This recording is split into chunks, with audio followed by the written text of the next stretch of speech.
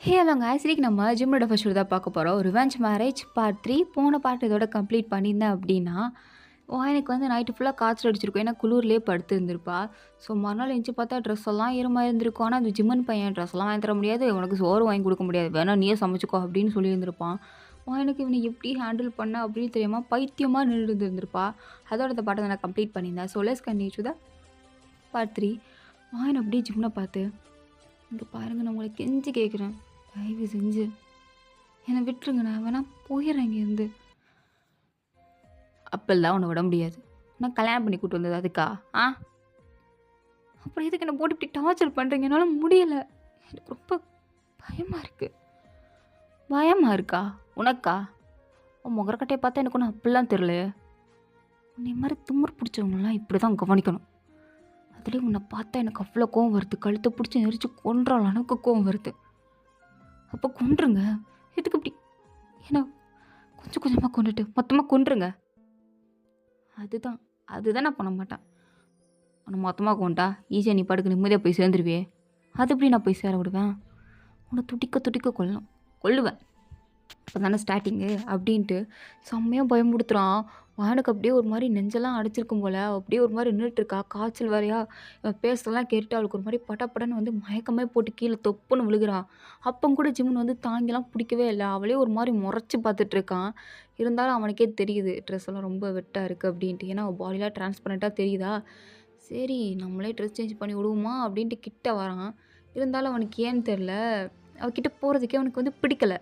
ஒரு மாதிரி இருக்கா. ஃபேஸை பார்த்தா ரொம்ப இன்னசென்ட் மாதிரி ரொம்ப குழந்தைத்தனமாக இருக்கா. அவனுக்கு ஏற்றுக்கவே முடியல. என் தம்பியை கொன்னவன் இப்படி ஒரு மாதிரி இருக்காளே, இப்போ பார்த்தாலே நல்ல மாதிரி இருக்கானே, இவ இவ்வளோ இப்படி கெட்டவ அப்படின்ட்டு அவனுக்கு இன்னும் வெறுப்பு தான் ஆகுது. அப்படியே ஒரு மாதிரி வாயனையும் முறைச்சி பார்த்துட்ருக்கான். ஆனால் அவள் பாவம் மயக்கம் போட்டே விழுந்துட்டா.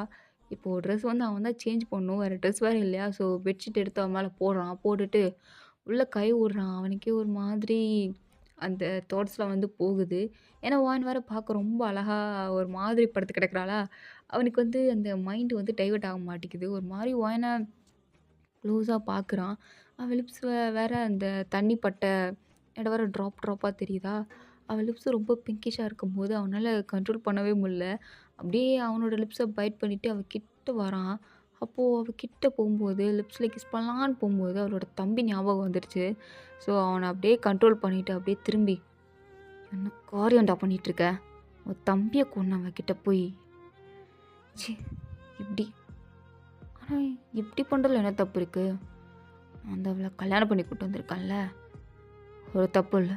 இவ இத்தனை மாதிரி எத்தனை பேர் கிஸ் பண்ணியிருப்பாளோ அப்படின்ட்டு மறுபடியும் அவகிட்ட கிஸ் பண்ணலான்னு போகும்போது இந்த வாட்டி வாயின் கண்ணு முழிச்சிட்டா. கண்ணு முழிச்சு பார்த்தது இவன் கிட்ட வரதை பார்த்தா ஒரு மாதிரி பயந்து போய், "என்ன பண்ணுறீங்க நீங்கள்? எதுக்கு எதுக்கு இப்போ நீங்கள் கிட்ட வந்தீங்க? தள்ளி போங்க" அப்படின்ட்டு பெட்ஷீட் வேறு போட்டிருப்பான்ல. ஸோ அதை வேறு பிடிச்சிட்டே பின்னாடியே போக அவனுக்கு ஒரு மாதிரி வெறியாயிடுச்சு. என்ன இவன் ரொம்ப நல்ல மாதிரி பேசிகிட்டு இருக்கா, இவ இதை எதிர்பார்த்து தானே வந்தா அப்படின்னு அவளோட கையை பிடிச்சி அப்படியே கிட்ட இழுக்கிறான். வாயினுக்கு ஒரு மாதிரி பயம் வந்துடுச்சு. "இங்கே பாருங்கள், என்ன பண்ணிகிட்ருக்கீங்க நீங்கள்? கையை விடுங்க, இப்படிலாம் பண்ணாதீங்க, எனக்கு பிடிக்கல" அப்படின்ட்டு அவனை தள்ளி விட்டுட்டு அங்கே ஓடலான்னு பார்த்தான். அவன் கொத்த ஓனோட ஹிப்பை சுற்றி பிடிச்சி தூக்கிட்டு, "என்னடி ரொம்ப நடிக்கிற? ஆ, ரொம்ப நல்லவங்களாம் என்கிட்ட நடிக்காத. நீ யாருன்னு எனக்கு நல்லாவே தெரியும். வக்கீல்தனமான புத்தியை பற்றி எனக்கு தெரியும். இங்கே பாருங்கள், நீங்கள் ஏதோ தப்பாக புரிஞ்சிட்ருக்கீங்கன்னு நினைக்கிறேன். நான் நீங்கள் நினைக்கிற மாதிரி பொண்ணெல்லாம் கிடையாது." "என்னது? நீ நான் நினைக்கிற மாதிரி பொண்ணு இல்லையா? நீ எப்பேற்பட்ட தில்லாலங்கடின்னு எனக்கு நல்லாவே தெரியும். ரொம்ப சீன் போடாத." "ஆ, ஆமாம், அது என்ன என்கிட்ட வராதிங்கன்னு சொல்கிற? உனக்கு கல்யாணம் ஆயிடுச்சுல, அப்போது நான் வரதான் செய்வேன். எனக்கு முழு உரிமை இருக்குடி, நான் வரதான் செய்வேன். என்ன பண்ணுவேன் அப்படின்ட்டு அவளோட கை ரெண்டையும் அப்படியே பிடிச்சி இழுத்து அப்படியே ஃபோர்ஸ்ஃபுல்லாக கிஸ் பண்ணலான்னு கிட்ட போகிறான். வாயின் விடவே மாட்டிக்கிறா. அப்படியே கத்துறா. அப்படியே மூஞ்சி இங்கிட்ட ஆட்டிகிட்டு இருக்கா. அவனை கிஸ் பண்ணவே விட மாட்டேங்கிறாளா. ஜிம்மனுக்கு ஒரு கடத்தில் கோவம் வந்துடுச்சு. அப்படியே கணத்துல பலார் நிறைஞ்சிட்டு, "என்ன என்ன ஓவராக பண்ணிகிட்டு இருக்க? ஆ, ஒரு கிஸ் அடிச்சு நான் செத்து போயிருவியா? இது முன்னாடி எத்தனையோ பேருக்குள்ளே இருந்திருப்பில்ல, அப்போல்லாம் ஒன்றும் இல்லை. கட்டினவன் என் கூட இருக்கும்போது உனக்கு என்ன வலிக்குதா? ஆ, வலிக்குதாடி? ஆ, வலிக்குதா? இருந்தா நான் செத்தா போயிடுவா" அப்படின்ட்டு அவளோட சீக்ஸை பிடிச்சிட்டு ஒரு மாதிரி ஹார்ஷாக பேசுகிறானா. வாயனுக்கு இந்த வார்த்தையெல்லாம் கேட்க கேட்க அப்படியே ஒரு மாதிரி ஏதோ செத்து போயிடலாம், எதுக்கு இதெல்லாம் கேட்கணும் அப்படின்ற அளவுக்கு தோணுது. அப்படியே ஒரு மாரி விரைச்சு போய் அவனையே பார்த்துட்டுருக்க. அவனுக்கு அவளோட கண்ண பார்க்கும்போது, "நம்ம இதெல்லாம் தேவையில்லாம பேசிட்டோமோ!" அப்படின்னு தோணுது.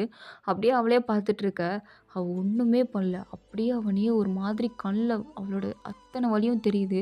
அந்த வலியோட அவன பார்க்க, அவனுக்கு அதுக்கு மேல அவ கண்ணையும் பார்க்க பிடிக்கல. அங்க இருக்கிறதுக்கும் பிடிக்கல. அப்படியே வான கீழ தள்ளி விட்டுட்டு, அங்கருந்து வெளிய விறுவிறுன்னு வந்துட்டுருக்கான். ஸோ ஜிம்மனுக்கே இங்க வேலை பார்க்குறதுக்கு ஒரு ஆன்டி இருப்பாங்க. அண்ட் ஒரு பையனும் இருப்பான். அவன் பேர் வந்து நிக்கு. ஸோ நிக்கும் அங்க வேலை பார்க்குறதுக்கு இருப்பான். அங்க ஒரு மெய்டும் இருப்பாங்க. ஸோ அப்படி வரும்போது நிக்கு பார்த்துட்டு, "பாஸ் என்னாச்சு? எதுக்கு இப்படி வரீங்க?" "ஒண்ணும் இல்ல. நான் போய் குளிக்கிறேன். அங்க அவ இருப்பா. நீ ஆன்டி அங்க விடு." "யாரு? யார் பாஸ்? நம்ம சின்ன முதலாளிய கொன்னவளா?" "அவ தான். அங்க இருப்பா. ஆன்ட்டியோட பழைய ட்ரெஸ் ஏதாவது இருந்தா எடுத்து போய் குடுக்க சொல்லு" அப்படின்னு சொல்லிட்டு, அங்கேருந்து ஜிம்முன் போயிட்டான். ஜிம்முன் ஒரு மாரியா இருக்கிறத பார்த்துருப்பான். இருந்தாலும் எதுவும் கேட்கல.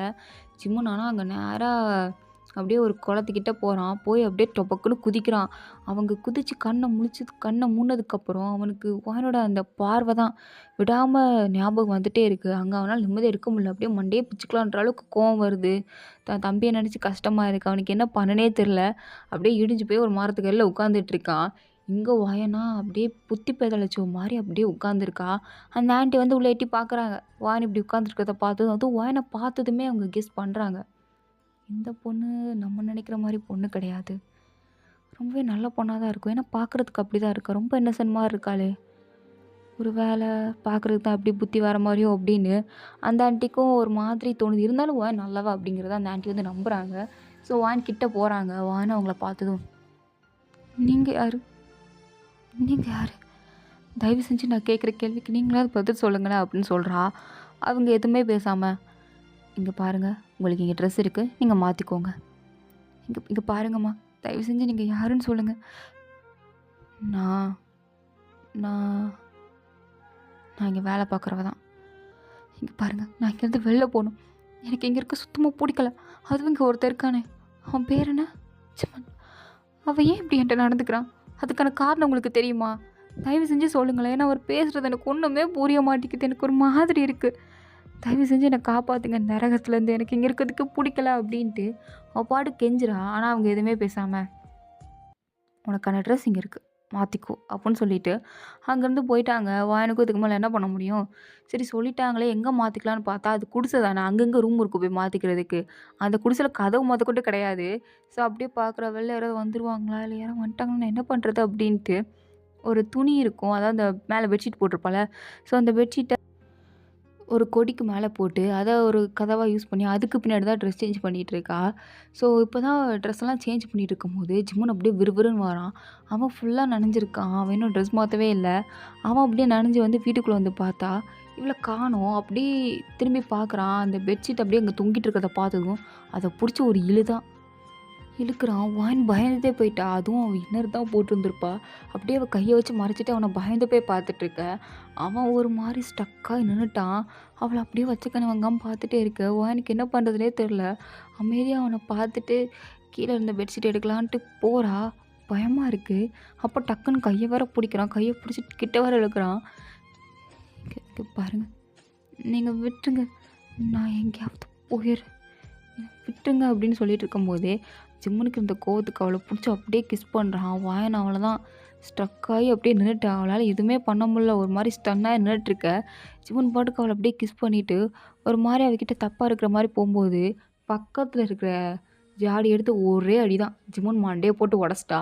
உடைச்சிட்டு அந்த ஆன்டி குடுத்த ட்ரெஸ்ஸையும் எடுத்து வேகமா போட்டுட்டு, அங்கேருந்து அப்படியே தப்பிச்சு போலான்னு சொல்லிட்டு அங்கேருந்து ஓடிட்டுருக்கா. இங்க ஜிம்மன் அப்படியே மயக்கம் போட்டே விழுந்துட்டான். கொஞ்ச நேரம் கழிச்சு அந்த ஆன்ட்டி தான் இந்த பொண்ணு ரெடி ஆயிட்டாளா இல்லையா அப்படின்ட்டு பார்க்குறதுக்காண்டி வராங்க. வந்து பார்த்தா ஜிம்னி இப்படி இருக்கிறத பார்த்ததும் அப்படியே தண்ணிய தெளிச்சு ஜிம்ன எழுப்பிவிடுறாங்க. எழுப்பிவிட்டதுக்கப்புறம் தான் ஜிம்மனுக்கே மண்டை சரியான வலி, ரத்தம்லாம் லைட்டா வந்திருக்கும். அப்படியே அந்த மண்டைய புடிச்சிட்டு அந்த கேர்லயும் கூட அந்த ஆன்ட்டிட்ட, "அவ எங்க? அவ எங்க?" "தம்பி யார தம்பி கேட்குறீங்க? அதான் இங்க ஒருத்தி இருந்தாளே, அவ எங்க?" "அந்த பொண்ணு காணோம் தம்பி." "என்னது காணோமா?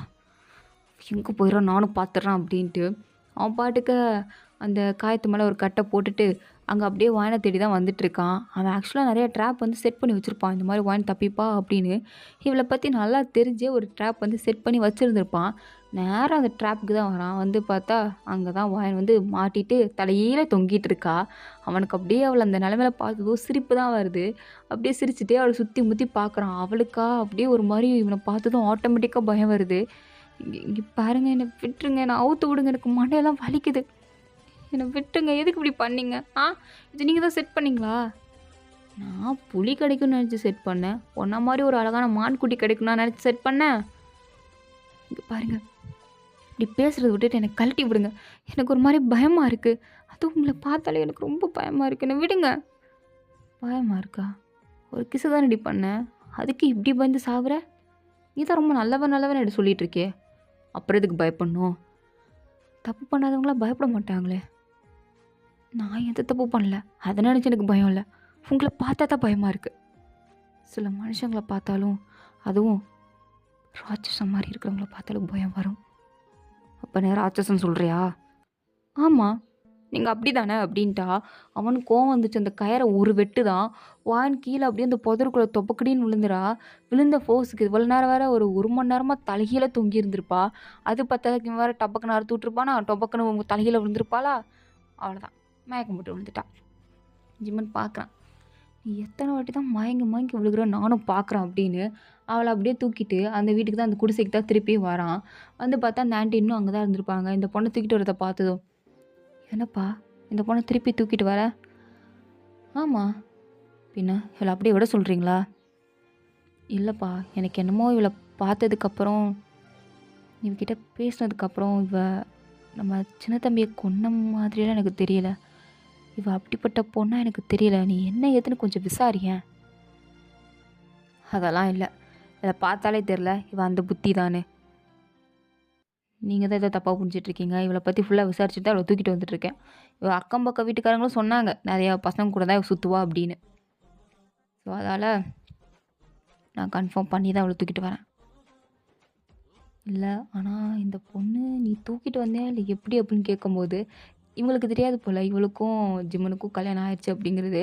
ஸோ ஜிம்மனும் அதை எதுவும் சொல்லாமல் அப்படியே அமைதியாக அவங்கள பார்க்குறான். அவங்க ஆக்சுவலாக நோட் பண்ணியிருப்பாங்க, ஜிம்மனோட கையிலையும் வெட்டிங் ரிங் இருந்திருக்கும், வானோட கையிலையும் சேம் அதே வெட்டிங் ரிங் இருந்திருக்கும். ஸோ அந்த டவுட்டில் தான் கேட்குறாங்க. ஜிம்மன் எதுவும் பேசாமல் அமைதியாக இருக்கிறத பார்த்ததும், அப்போது நீ இவளை கல்யாணம் பண்ணி கூப்பிட்டு வந்தியா அப்படின்னு கேட்குறாங்க. அதுக்கு ஜிம்மன் எதுவும் பேசாமல் அப்படின்னு மட்டும் தான் சொல்கிறான். அவ்வளோதான், அந்த ஆன்ட்டிக்கு ஒரு மாதிரி ஆயிடுச்சு. அப்படி ஜிம்மனை பார்த்து, நீ ரொம்ப பெரிய தப்பு பண்ணியிருக்க. அவள் என்னதான் ஒரு தப்பான பொண்ணாக இருந்தாலும் நீ அவளை கல்யாணம் பண்ணி கூப்பிட்டு வந்திருக்க.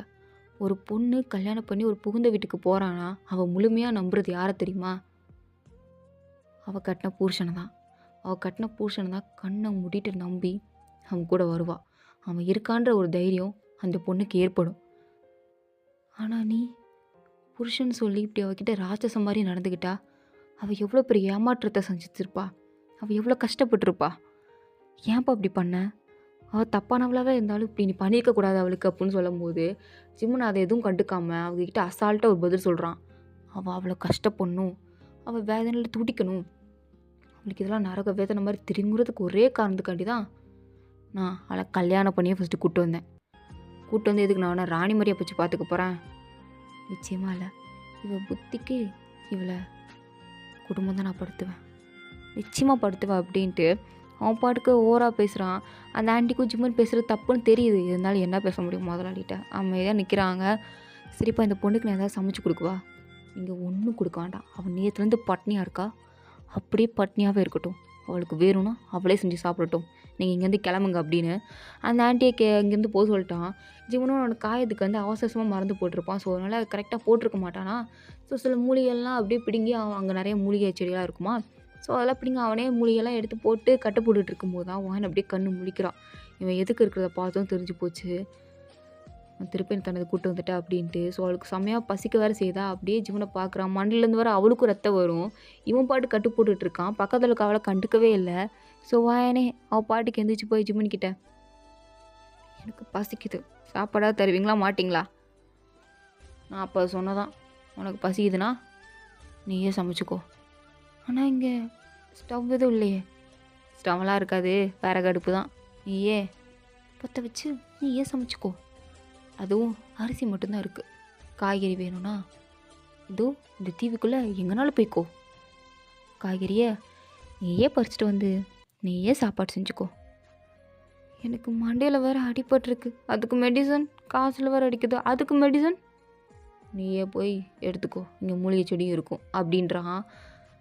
வாயன் அப்படியே அவனை முறைச்சி பார்த்துட்டு, சரி நான் தானே போய் எடுக்கணும், நானே எடுத்துக்கிறேன் அப்படின்னு அவள் பாட்டுக்கு ஒரு கூடை எடுத்துகிட்டு அங்கே போகிறா. போய் அவளுக்கு மூலிகை செடியெலாம் தெரியும் போல், ஏன்னா அவளும் கிராமத்தில் தான் வளர்ந்துருக்கா. ஸோ அதனால் அதை எடுத்து மூலிகை செடி காய்கறியும் அங்கே கொஞ்சம் தான் இருக்கும், ரொம்பலாம் இருந்திருக்காது. ஒரு 2 தக்காளி, வேறு என்னது இருக்கும், ஒரு பச்சை மிளகா, அவ்வளோதான் இருந்திருக்கும். அந்த 3த்தையும் பிடிங்கிட்டு வரா. ஜிம்னு அப்படியே பார்க்குறான் அவளை, இந்த 3த்தையும் வச்சு என்னத்தை செய்ய போகிறா அப்படின்னு பார்த்துட்டு இருக்கும்போது மூலிகை செடிலாம் கரெக்டாக பிடிக்கிட்டு வரதை பார்த்து அவனுக்கு ஷாக்கு. என்னது இவ கரெக்டாக பிடிக்கிட்டு வந்திருக்காளே அப்படின்னு பார்த்துட்டு இருக்கான். ஸோ இதோட இந்த பார்ட் வந்து கம்ப்ளீட் ஆகுது. தேங்க்ஸ் ஃபார் வாட்சிங். எனக்கு பிடிச்சிருந்தா லைக் பண்ணுங்கள், ப்ளீஸ் மறந்துடாமல் சப்ஸ்கிரைப் பண்ணுங்கள். ஓகே, வரடா.